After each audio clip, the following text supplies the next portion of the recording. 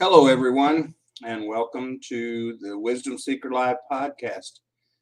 Glad to be back. Sorry I missed last week and various reasons and issues. And so I am glad today to be back with you and have a special guest. Our special guest is my good friend Sherri Stanfill-Bell.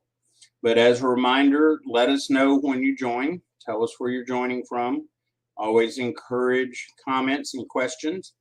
And then, just as always, I like to remind everyone that what wisdom is, according to the way we approach it on the show. Wisdom's a journey that is basically three steps or three components. First one is to gain knowledge, which is great. We gain knowledge formally, informally, wherever, but it is great that we gather knowledge and it's helpful. Second step in that process is to gain understanding, which is experience, and is something that we gain as we apply the knowledge that we have gathered along the way. A time of learning to use what we know in a productive and hopefully in a positive way. And in the last step, and I think the most important step, is in stepping into wisdom. And wisdom is actually seeing things from a much bigger perspective, seeing things outside of ourselves, seeing how our choices to use our knowledge and our understanding affect others, not just ourselves. And that's when we learn wisdom. And for those of us with a spiritual bent, that is a way of seeing things through God's eyes. That's our goal, is to see things the way God sees them and be able to react in a way or respond in a way that would be in accordance with God's character, especially his love. So with that in mind, I want to bring Sherri on, and I'm going to let Sherri tell you more about her and kind of introduce her story and her wisdom journey. Good morning, Sherri. Good morning, everyone. So glad to have you. And by the way, Sherri's up very early this morning. She's on the West Coast, so she's still getting awake, I'm sure, because we're at 5 o'clock your time. Yes. Well, welcome aboard. So introduce yourself to the audience. Well, hello, everyone. My name is Sherri Stanfill, and I am CEO, President of Innovative Strategies. It's a company I opened up in 2018 after working many decades, if you will, 3 decades, 30 years in the technology industry. So let me back up. A lot. So I actually, Kevin asked me to share my story. So it's wisdom and how you gain wisdom. So essentially, I did grow up in a foster home. I had no college degree, although I did want to go to college. And I studied psychology. And that's what I wanted to be, was a psychologist. Unfortunately, back then, there were no college programs for foster children. And you can imagine in those times, by the way, I have no shame in telling you how old I am. I will be 58 years old coming in November. So during those days, there were a lot of people, adults in my world, telling me what I could and could not do. Teachers were telling me what I could and could not do. My work environment, when I started working, they were telling me what I could and could not do. I could never do this. I will never be that. And because you're female or because you don't have a college degree. So I actually chose not to listen to them. I made decisions when I was very young to go like this, put my fingers over my mouth, and it's still hard, to more hear, listen, and then not respond. Respond in a way of really digging my toes in, because I always believed I am somebody and I'm going to be somebody, and I'm not going to be someone that they were telling me I was going to be. And that's huge. I can remember since I was a little girl, I always prayed for and wanted wisdom and contentment. That it was my entire goal. And then I always had this curiousness of why people behave the way they do. And so with that said, I began my journey, right? And of course, I made a lot of very bad decisions, but you gain wisdom in those bad decisions.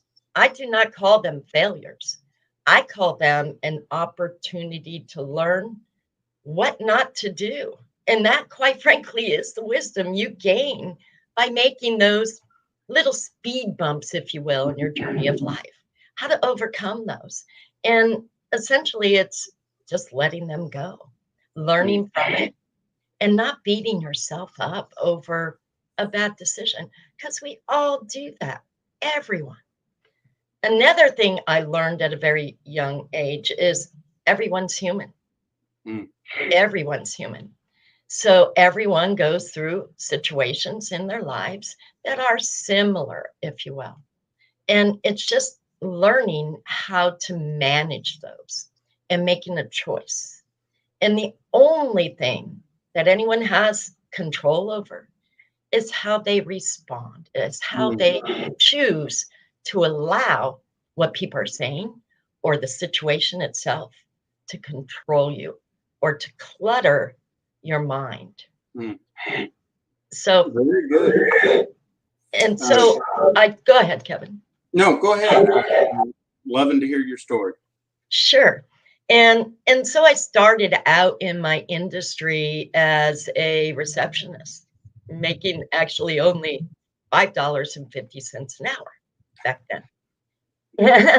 And I found this thing called technology very exciting. I wanted to learn how it worked.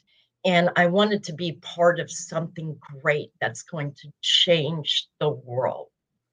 And so I stepped into technology not knowing.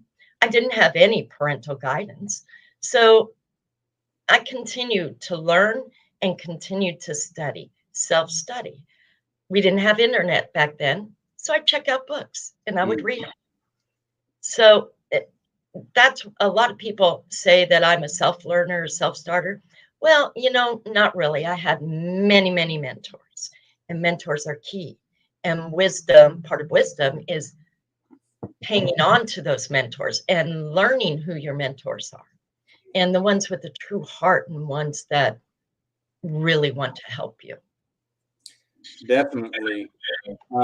Welcome, Rick. Welcome, Lydia. Glad to have you guys here, and appreciate you being out there. So I am curious, what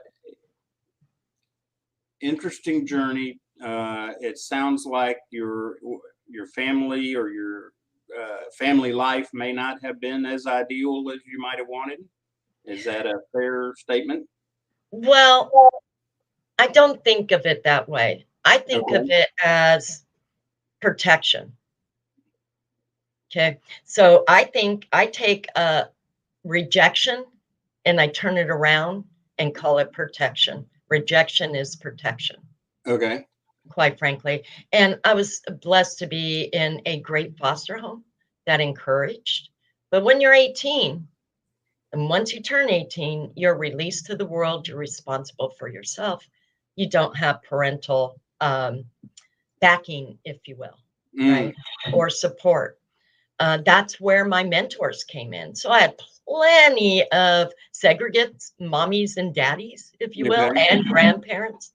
And so they really pulled me along, some of them by the ear, and while others would just, comfort during those times. But again, I made a decision not to be emotional about it. I made a decision at a very young age to try hard. It's a work in progress to try hard to be open-minded and have open-minded thinking and not make emotional decisions or based on how I feel. To really take the time to understand the other person that I'm communicating with or having a relationship at the time, because I've learned that everyone has their personal interpretations on certain words and statements and whatnot, and that is very important to understand what that word means to them when they are communicating it to me. So, and that's where I learned this.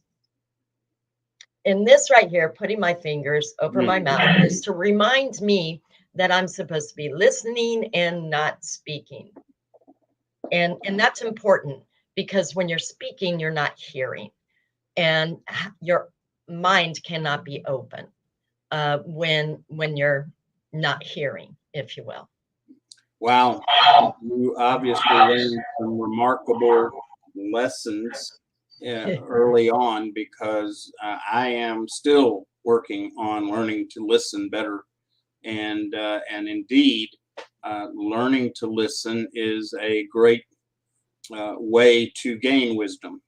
We miss a lot of things because we don't hear, but we still react most times rather than respond. And so, yes, that's pretty remarkable.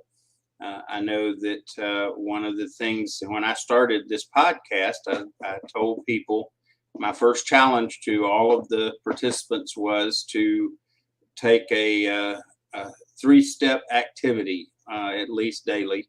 And that is to disconnect, remove ourselves from distractions, whatever they are.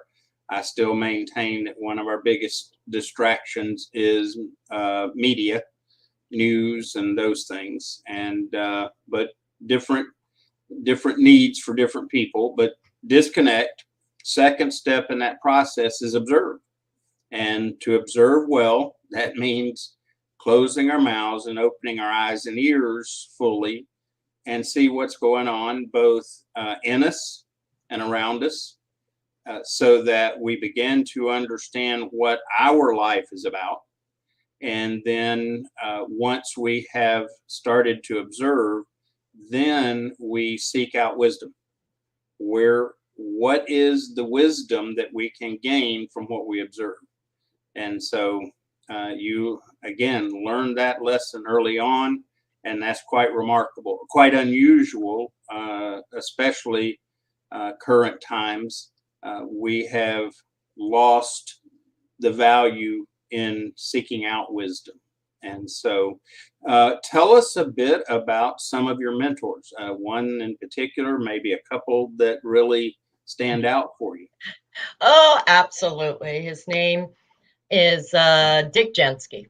So Dick Jensky, I was working for the organization, the first one in the technology industry. It was a printer distributor. Okay. And they hired me as a receptionist, but they quickly learned how I loved technology and I knew how to program. I taught myself how to program. Wow. And so I built the entire inventory system to tie into the shipping system. So today we call them APIs. Back then I called it, let's just connect these two things together. Yeah. So they work. They didn't have names for them. And so I actually became the IT manager at the time, running the network and all of that. Now, again, that was back in 1985, when there were, very little networks, but I was able to connect them together. So Dick Jensky, though, I was his sales support person, and he left that company, and he pulled me over to the company he joined. And he wanted me to be a salesperson. Now, I didn't like salespeople. I couldn't stand them. And my perception at the time was all salespeople lie. And I don't Oh, like man. going. But he told me, I'm going to say the kind words, get your behind out in the field or you are fired. Oh, And so I was scared, very scared. And all I did was I went out into the field to all the little computer stores and went to the businesses and just started talking and quickly learned it's about the relationship. mm, And then of course honing in on the benefits, not buy a whole bunch of these because I can fill my pocketbook. mhm, It's buy a whole bunch of these because your customers want them. mm, And that's a different approach.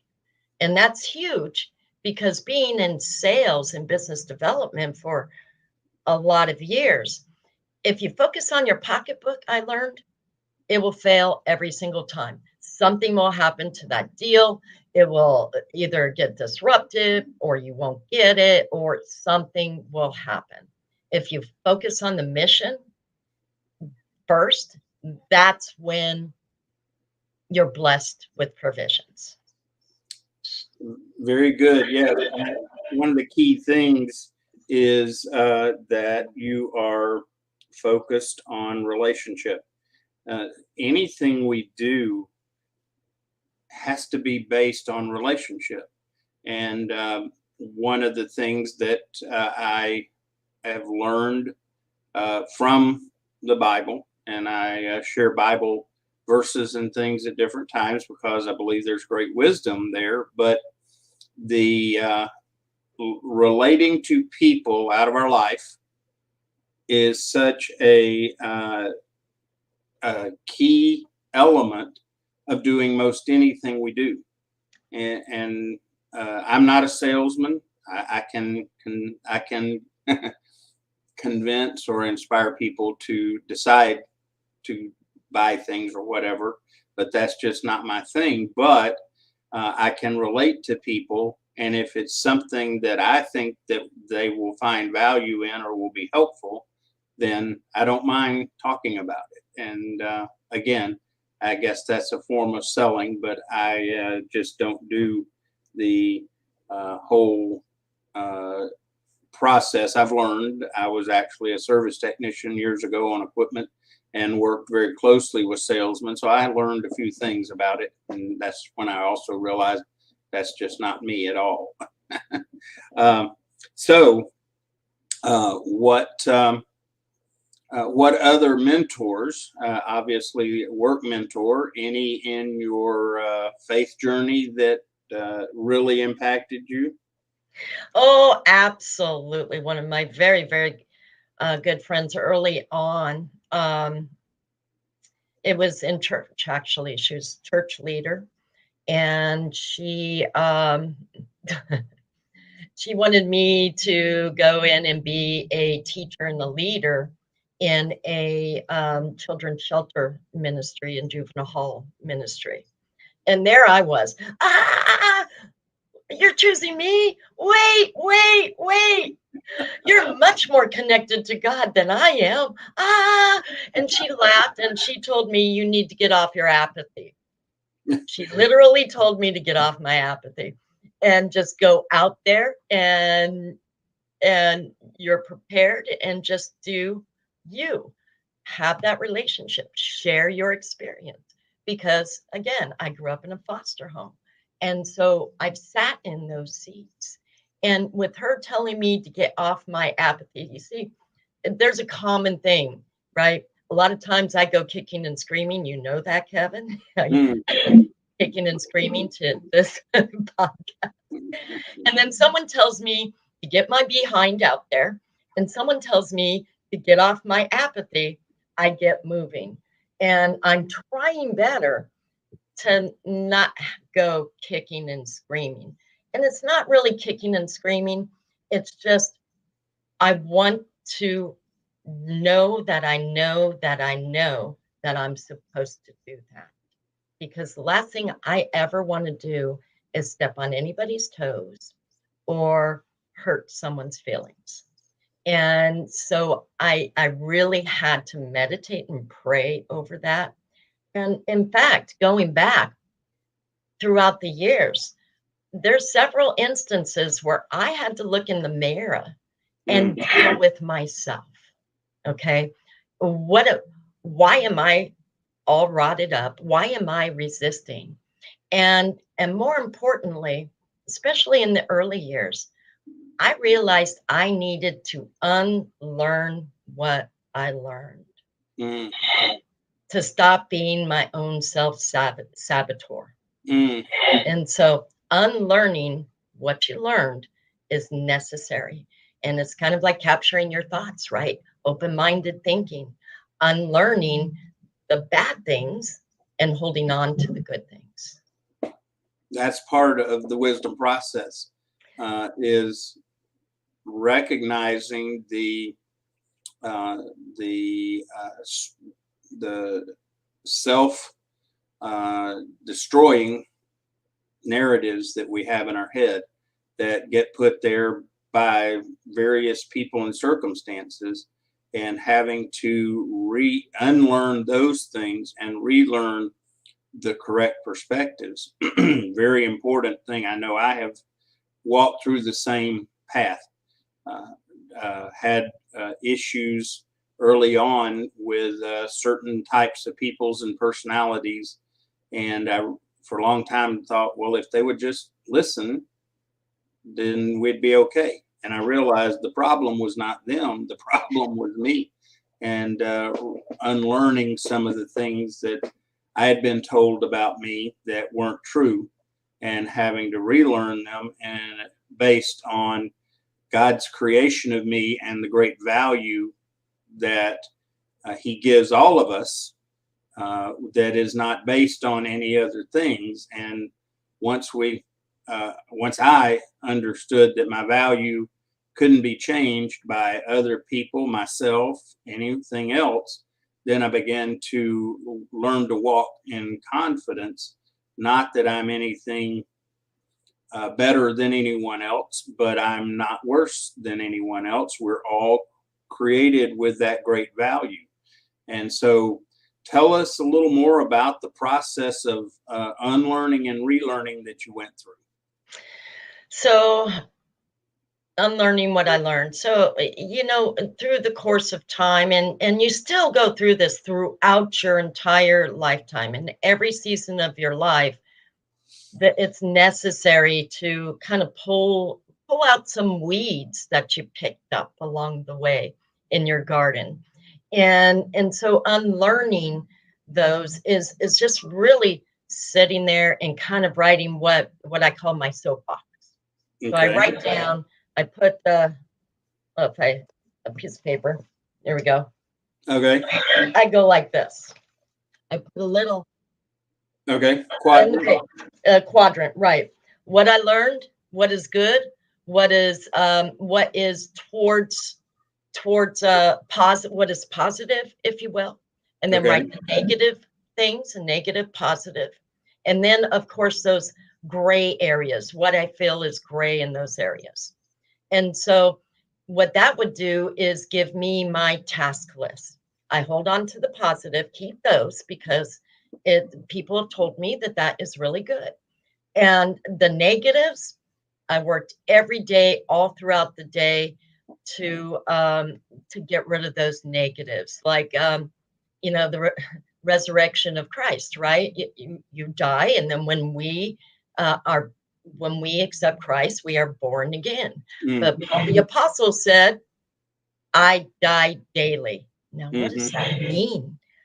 Well, every 10 minutes I could die by throwing away some of that ugly weed that was affecting my thought process, my behavior, because they do.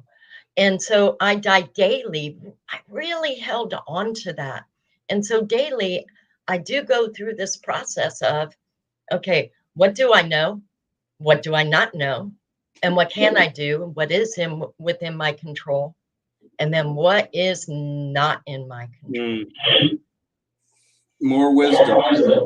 Welcome, Nada. Glad to have you with us. And wanted to share that Rick echoes what we were saying earlier, that we need to listen, listen, listen. Yeah. And so the value of that is remarkable. And so,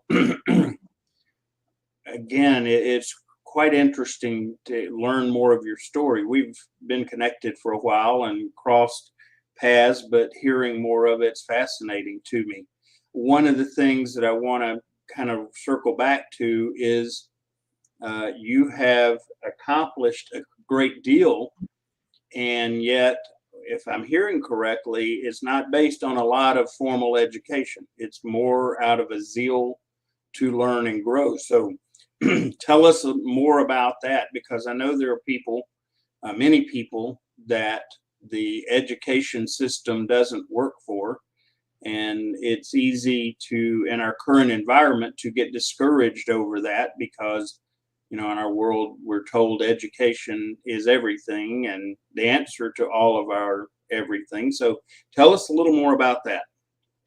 So with the can-do attitude, okay, going back to I can be someone, I can do anything I want. I can be and do anything that I set my mind to. Okay.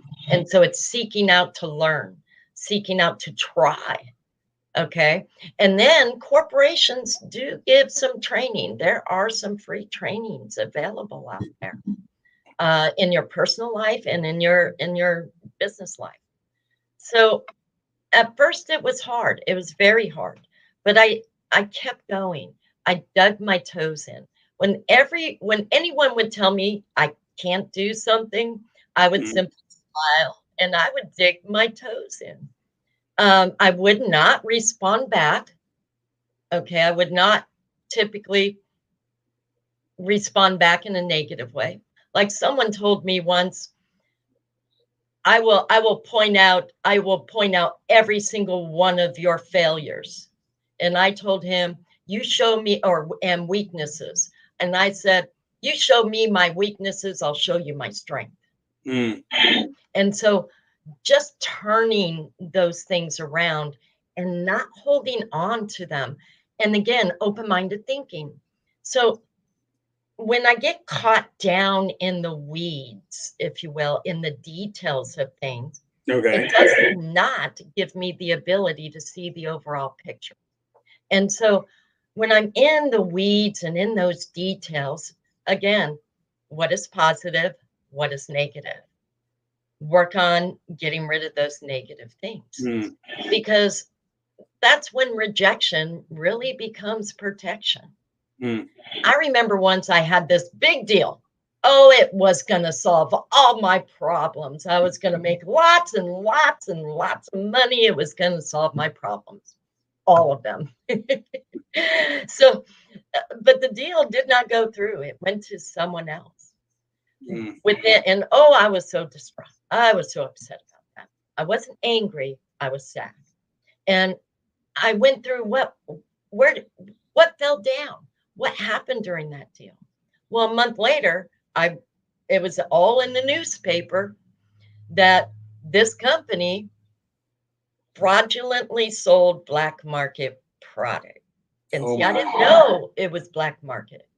So that's when I realized rejection is protection. Yeah. We think, those of us that pray and we look for answers, we always look for yes, and we think no is somehow rejection, or even harder is wait. And when we get the answer of wait, we want to know what's wrong. And I think quite often wait is going to be interminable. And we think wait is a no. And quite often wait tells us there's more to this that you need to get. And once you do that, then you'll either get your yes answer or realize why no is the better answer, like you said, in terms of protection. Now, I know you've written at least what, one or two books?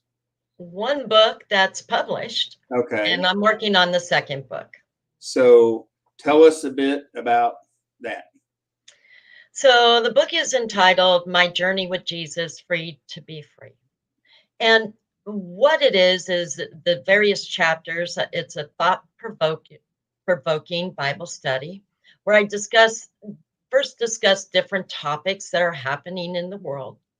And then I pull scripture. There's a time to dig in where I pull scripture. For example, the very first chapter is called Strategically Forgetting Love. And that's important because there's something called strategic forgetting in technology, and it has everything to do with artificial intelligence. And what happens is, for the more common things that come around, the more popular data is pulled.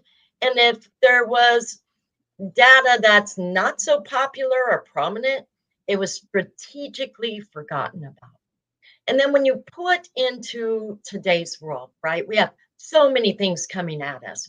We hear about so many negative things, crimes, politics, and even worse than that, Mother Nature, just negative things coming at us all day. We wake up in the morning, we hear the news. We drive to work, we hear the news. We go to work, we hear the news, all this negative stuff. We come home from work, we hear it from our families because they're hearing it at school.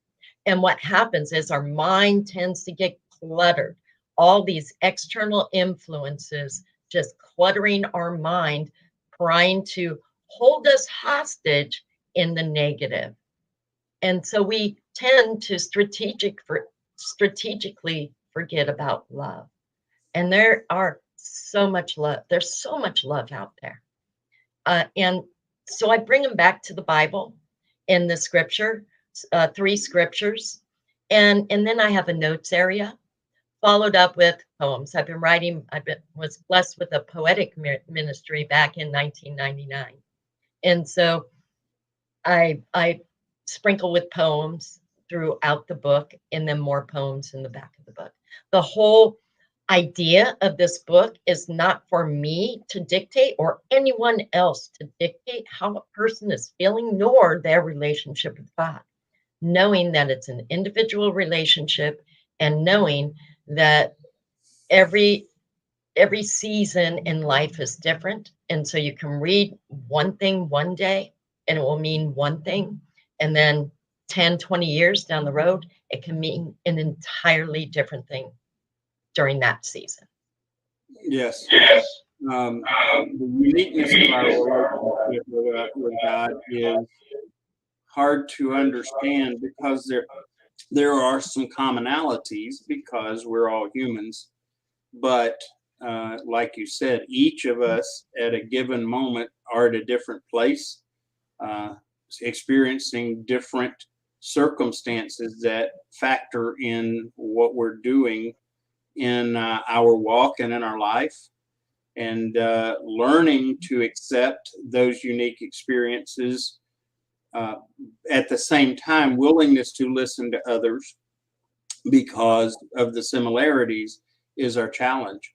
And yes, I remember reading one of the things that I was fortunate, you let me read a chapter in your book prior to you publishing it, and I enjoyed reading that, and appreciate the insight that you share. And I would encourage people to look at getting a copy of your book. Where can they find that, by the way? So it's available worldwide, and more prominently on Amazon, Barnes and Noble, and Apple iStore. But if you just Google Sherri Stanfill-Bell, that book will be the first thing that comes up, or My Journey with Jesus, Free to Be Free. And this is what it looks like in the front.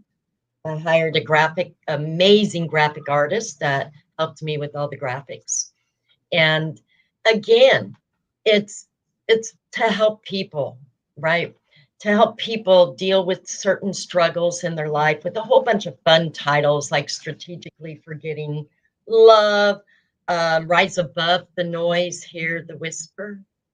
And that's where open-minded thinking comes. We get tied up in one word that we miss the message. And that's huge. Who's talking to me in my head? What's brewing in the pot of soup? And all kinds of other fun titles. And it was written with the approach for to be a wide audience. So from grade school all the way up to 100 years plus. Wow. Okay, so that's something for everybody. Well, exactly. And it's an easy read. And again, people may relate to a certain chapter, but not so much to another. The whole idea is to bring them to God and to the Bible, and to study the Bible, personalize it. Very good, very good.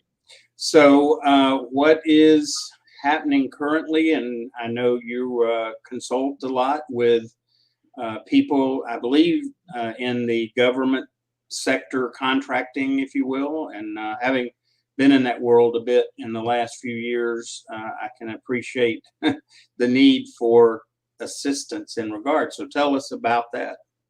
Sure. So I've been providing technology solutions to government, state and local government for about 25 years now, maybe a little longer than that.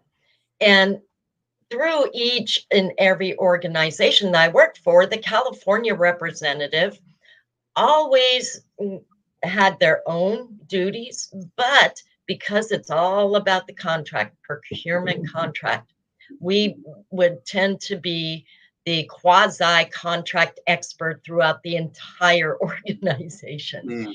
And so working through all of that with major organizations, I might add, I was quite often parachuted in to other states to help turn them around because my focus is on mostly customer success, delighting the customer, and the only way to retain the customer is to delight them and to approach it in a way. Technology breaks. It's going to break. It's not if, it's when. And it's how we respond to that that really matters. And so I realized in 2018 that, I'm going to go ahead and open up my business. There's a need to help companies establish the framework which is required, go to market, training those sellers, if you will, on what's important to government because it is unique. And then, of course, capturing those contract vehicles. And now wisdom is also knowing and paying attention to when it's time to let go. So right now I'm in the process of seeking embarking on a new adventure in life. And it's going to go to a long term, which is to provide affordable living to senior citizens. So but until then, I need to get back out there, agency front facing, and just really working with them. And I only focus on agencies that protect citizens because that's my heart. I help government for the sole purpose of getting those programs to the citizens. I go to sleep every night with each and every one of you and the rest of the world, quite frankly, on my heart and my mind. Okay. So you have been successful, obviously, in being able to get those opportunities. Share a bit, because I know on LinkedIn, there's a lot of entrepreneurs and they need wisdom about how to be successful as an entrepreneur. Offer some tips to them before welcome my team. Glad to have you with us. I appreciate you being there and joining in. Hope all of you, by the way, will feel free to make additional comments, ask questions of Sherri, because again, great opportunity for a lot of insight from someone. So tell us a bit about being an entrepreneur and how you're being able to reach clients, if you will. Sure. I am always remarketing myself. I'm always rewiring myself. And one thing is, do not be afraid. Mm. Just don't be afraid. Just go out there and talk and tell your story and your passion and why you believe this is the best thing that will help solve a problem. And so that's it right there. Understand your market and understand the problems that your solution solves. And without that understanding, it you won't be too successful. You really have to understand what you bring to the market by what problems are you solving or what great things, even in gaming, right? I play games. I'll play a little bit of game for about 15, 20 minutes because it clears my mind from the chaos in the world. And there's plenty of chaos out there. I think we would all agree. Yeah. But understanding your market and understanding building your marketing and business plan. Now, do you have to go to school for that? Well, it's good if you do, but there's so many resources out there on the internet where you can build your business and marketing plan. You just, who's your market, what you're going to charge, and how are you going to market it, whether it's social media or this or that. And touch that user. Who is your user? Go out and interview them.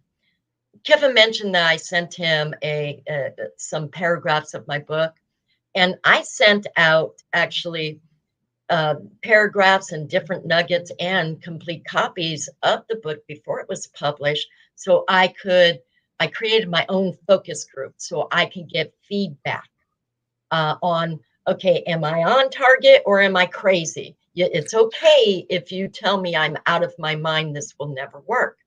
And see, taking that feedback is really what helped form the book, because you're not alone out there. And don't think you're alone. You are not alone out there. There is someone out there that has walked in your shoes and that can help you come along. And those would be your mentors. And your mentors could be a child. Of course, yes. I know one of the things I've learned is that at any given point in my journey, I can learn from anyone, even anything at times. I know in the Bible, God used animals to get people's attention. And when we're open to learning from anyone around us and everything around us, we learn a lot more. So I know you are on LinkedIn. What other social media platforms are you on, if any, and how do you use those to further your journey? Okay, but I am on Facebook, but on Facebook, it's primarily ministry, just breathing love, right? LinkedIn is more business, but I also breathe love in there as well, and encouragement and encouraging people. I'm also on Twitter. Okay. Twitter, I'm real because of what's happening right now with the organization itself, and my passion in technology is security. So I'm shying away from Twitter. Okay. So LinkedIn and Facebook would really be the main one. But for business and entrepreneurship and coaching, LinkedIn is really the best way. And that's a very great question, Kevin, because another thing that's very important in anything you do, no matter where you are at in business and your relationships, we have a tremendous amount of generations out there. And to understand and ask them, what's your preferred way of communication? Some people like LinkedIn, they love it. In fact, government chooses LinkedIn instead of email because of so many spams they get. Some people like text. The younger generation, it's so hard to get them on the phone. And you can't get them on the phone, in fact. And so they like text. They like direct messages. And that's why it's really important also to understand what that word they are conveying means. Okay, because with written word, it all depends on what kind of mood that person is in, how they will take it. So if someone writes me something and I might be in a happy mood, but they're not, I like to confirm. So when you say this, do you really mean this, or what do you mean?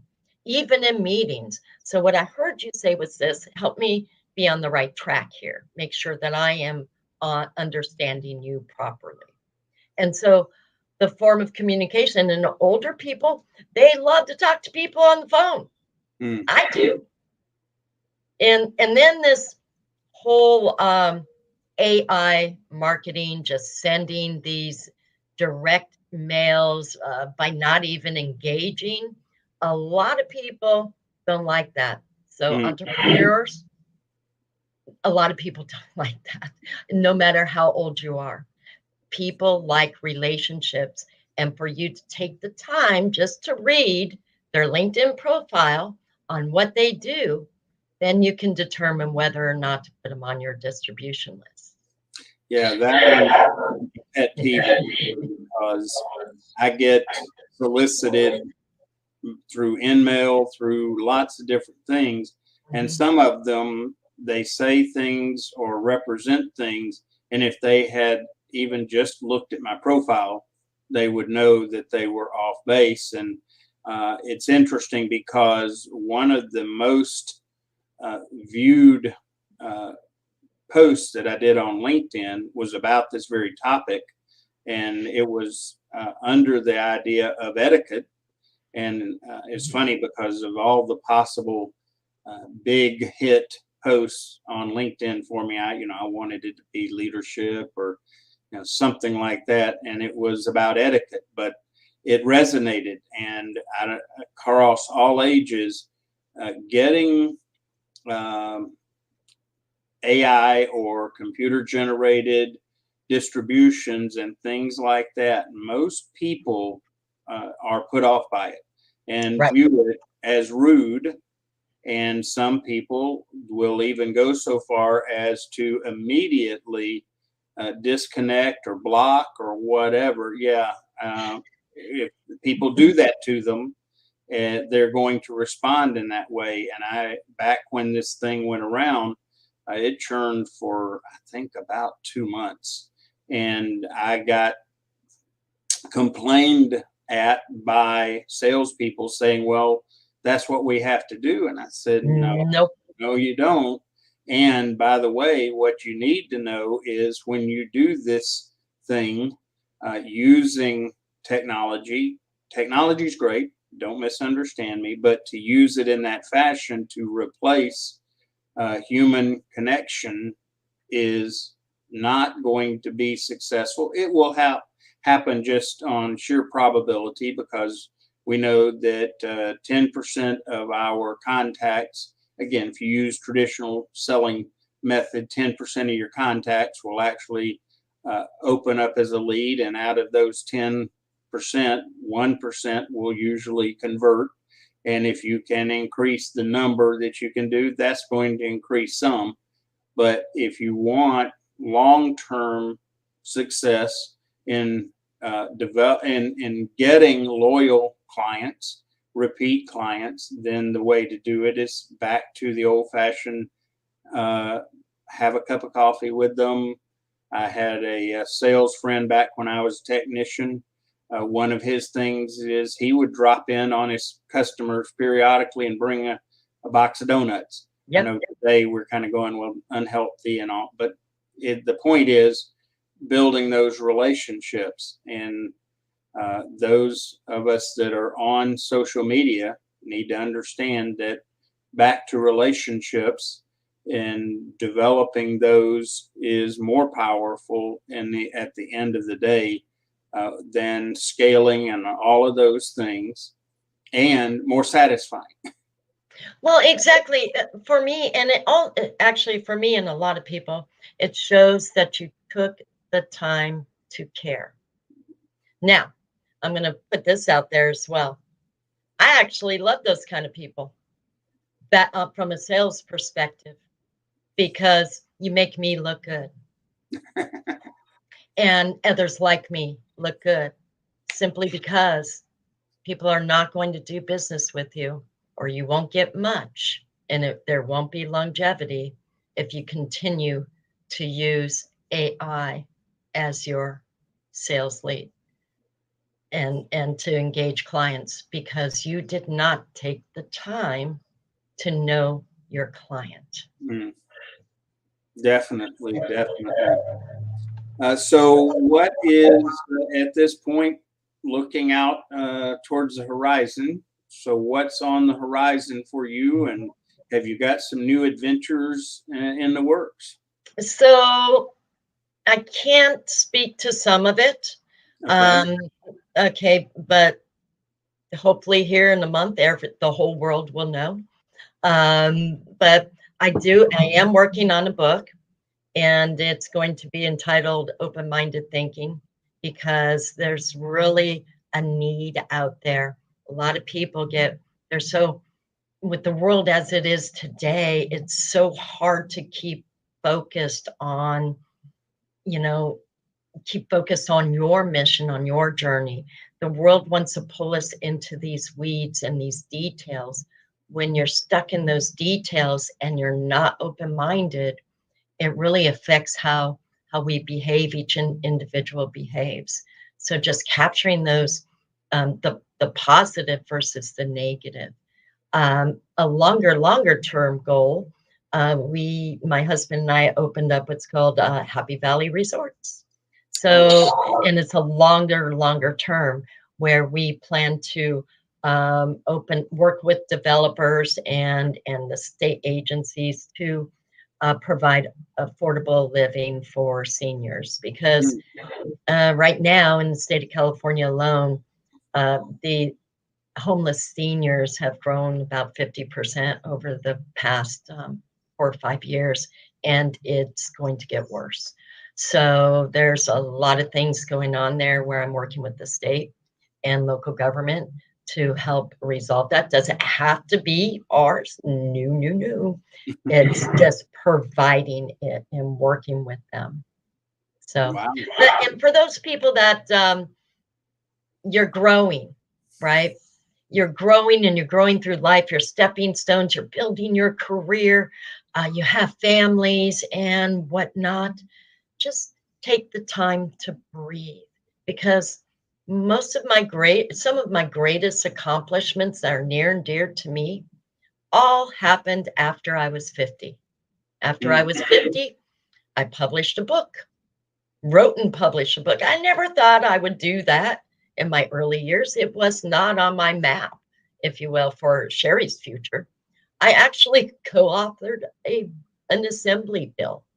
I found myself making law, and I am a Guinness Book World Record holder, 2 of them, which is very funny. So that was through an all-class reunion with my high school. So most people attending a single high school reunion, and the most people signing a yearbook, and the most actually consecutive years. We had 40 years of Wow. students there. Yeah.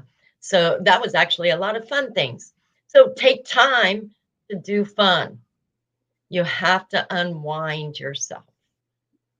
Very good. I appreciate your comment about not having to experience everything, or even recognizing success when we're young. One of the things that I do is, I have a real passion around education. And I think our education system, I know our education system's broken. And one of the ways it's broken is it tells everybody in high school that your next step has to be going to university so that you can get a degree, get all that experience and all that. Whereas a lot of people, an example is my oldest son, would have failed to follow that pattern. But the pattern he followed was to join the military out of high school and then pursue interests that he learned through the military and developed, so that by the time he did go to the university in his 30s, he was very successful in that experience and it had a purpose, so that late in his 30s, he actually found a new career, and he is a neurosurgical PA, but did not become that till almost 40. And so the notion that we've got to walk lock, stock in this development process or growth process is not correct. And the more we can not get caught up in that, the more potential that we'll find for ourselves and for others even. So I appreciate that. Well, it's all about breaking through those glass ceilings that people like to put over us, right? Just break through and soar, and you can, with the can-do attitude. All about attitude. I think it's Chuck Swindoll says life's 10% of what happens to us and 90% of how we react. And that is so much wisdom there. And so definitely need to consider our attitude in all of the things we do. Right. One of the admonitions of the Bible says that we need to renew our minds. And it is so important to do that, because that's where we win and lose our victories in life, is in where we go in our minds. And if we allow the world to tell us what our story is, rather than finding the story that God has for us, we won't be victorious. And Kevin, I struggled with that. Which story do I tell? Right. So just being you, just being human. Everyone's human. Well, we're down to a couple of minutes, so I want to give you a chance to do two things. One is to share some wisdom or insight that you think that would be good for everyone that is live with us or will view the recording. So I want you to do that, and then, of course, let everyone know how to get a hold of you the best way, whether web or email or LinkedIn, whatever. Sure. So if you were to take one thing from this, it would be open your mind and release those things that are holding you down. And if it's some learning you learned, unlearn it and renew yourself and restart yourself. It's okay. Again, failure is an opportunity to learn something. I don't believe in that word failure. It's a learning lesson. And as long as you learn from it, you're gathering wisdom on what to do, and you're gathering wisdom on what not to do, which is equally important. And those things will help you throughout your journey and pull yourself out of those weeds at least once a week, so you can see the bigger picture. Okay. And how to get a hold of me, best way would be LinkedIn. Okay. But no AIs.